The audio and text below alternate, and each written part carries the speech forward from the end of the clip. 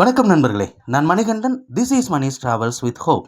இது மாதிரி தொடர்ந்து பல வீடியோக்கள் வரப்போகுது. அதுக்கு நீங்கள் செய்ய வேண்டியது எல்லாம் நம்ம சேனலை சப்ஸ்கிரைப் பண்ணி ஆதரவு கொடுக்க வேண்டியது மட்டும்தான். இன்றைக்கி இந்த வீடியோவில் ஒரு மகிழ்ச்சியான தகவலை பற்றி தாங்க பார்க்க போகிறோம். அதாவது நிறைய பகுதிகளுக்கு நிறைய ரயில்கள் இயக்கப்பட வேண்டும் அப்படிங்கிற கோரிக்கை தொடர்ச்சியாக இருந்துக்கிட்டு தான் இருக்குது. ஆனால் அதற்கு ஏன் வாய்ப்பில்லை அப்படின்னு சொல்கிறாங்க அப்படின்னா, சிங்கிள் ட்ராக்காக இருக்கிறதுனால. இப்போ சென்னையிலிருந்து நாகர்கோவில் வரைக்கும் டபுள் ட்ராக் இருக்கிறதுனால ஒரு பாதையில் ரயில் போச்சுன்னா இன்னொரு பாதையில் ட்ரெயின் அப்படிங்கிறது வரும். அதனால் எத்தனை ட்ரெயின்கள் இயக்குனாலும் பிரச்சனை அப்படிங்கிறது இருக்காது. ஆனால் இந்த சிங்கிள் ட்ராக்கில் போகும்போது என்ன ஒரு பிரச்சனைனா, ஒரு ஸ்டேஷனில் அது எந்த ஒரு ரயிலாக இருந்தாலும் சரி, இன்னொரு ட்ரெயின் அது சாதாரண பேசஞ்சர் ரயிலாக இருந்தால் கூட அந்த ட்ரெயின் வருதுன்னா அதுக்காக இன்னொரு ரயில் காத்திருக்க வேண்டிய நிலை அப்படிங்கிறது இருக்கிறது. அதனால நேரம் அப்படிங்கிறதும் அதிகமாகும். இப்போது சென்னை நாகர்கோவில் தவிர சென்னையிலிருந்து கோயம்புத்தூர் செல்லக்கூடிய பாதையும் இரட்டை ரயில் பாதையாக இருக்கிறது. சென்னையிலிருந்து பெங்களூர் செல்லக்கூடிய பாதையும் இரட்டை ரயில் பாதையாக இருக்கிறது. ஆனால் புதிதாக இரட்டை ரயில் பாதைகள் அமைப்பதற்கான வேலைகள் அப்படிங்கிறது அங்கங்கே நடைபெற்று கொண்டு தான் இருக்கிறது. அந்த வகையில் ஒரு முக்கியமான ரயில் பாதைக்கு இரட்டை ரயில் பாதை குறித்து ஆய்வு செய்வதற்காக ஒப்புதல் அப்படிங்கிறது கிடைத்திருக்கிறது.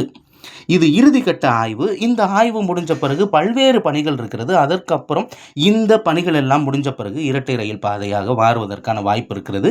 அந்த வகையில் ஒரு முக்கியமான பாதை அப்படின்னு தான் சொல்லணும். திருச்சியில் இருந்து மானாமதுரை வரைக்கும் இருக்கக்கூடிய பாதை. இப்போ திருச்சியில் இருந்து ரூட்டு பிரியும், அது நமக்கு நல்லா தெரியும். ஒன்று ஈரோடு வழியாக, கரூர் வழியாக ஈரோடு செல்லக்கூடிய பாதை, இல்லை சேலம் போகக்கூடிய பாதை அப்படின்னு வச்சுக்கோங்களேன். இன்னொன்று திருச்சியில் இருந்து தஞ்சாவூர் வழியாக செல்லக்கூடிய பாதை, தஞ்சாவூர் வரைக்கும் இரட்டை ரயில் பாதை அப்படிங்கிறது இருக்கிறது. அதே மாதிரி திருச்சியிலிருந்து திண்டுக்கல் போகக்கூடிய பாதையும் இரட்டை ரயில் பாதையாக இருக்கிறது.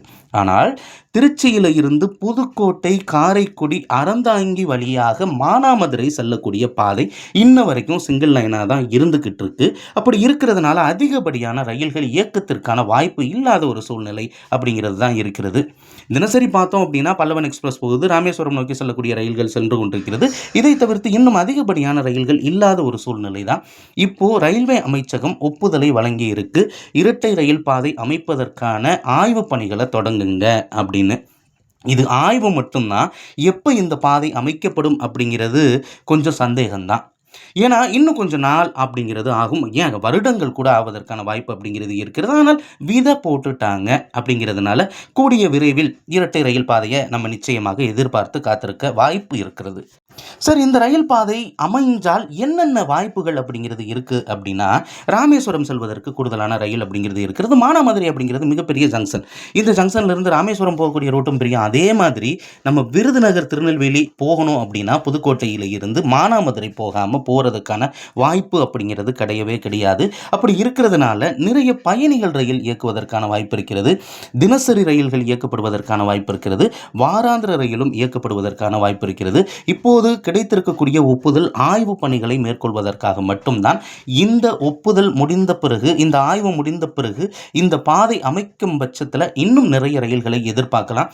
பாசிட்டிவாகவே நினைப்போமே, நல்லதே நினைப்போம், நல்லதே நடக்கும் அப்படின்னு நம்மளும் நம்புவோம். கூடிய விரைவில் புதுக்கோட்டை, காரைக்குடி வழித்தடத்தில் இரட்டை ரயில் பாதையை நம்ம எதிர்பார்த்து காத்திருப்போம். இந்த வீடியோவில் நான் கொடுத்த தகவல்கள் உங்களுக்கு போதுமானதாகவும் அதே நேரத்தில் பயனுள்ளதாகவும் இருந்திருக்கும் அப்படிங்கிற நம்பிக்கை நிச்சயமாக எனக்கு இருக்கிறது. இந்த தகவல்கள் நம்முடைய நண்பர்களையும் சென்று சேர இந்த வீடியோவை நீங்கள் ஷேர் பண்ணுங்கள். இது மாதிரி தொடர்ந்து பல ரயில்வே அப்டேட்டுக்கு நம்ம சேனலோடு இணைந்திருங்க. அடுத்த வீடியோவில் பார்ப்போம். நன்றி, வணக்கம்.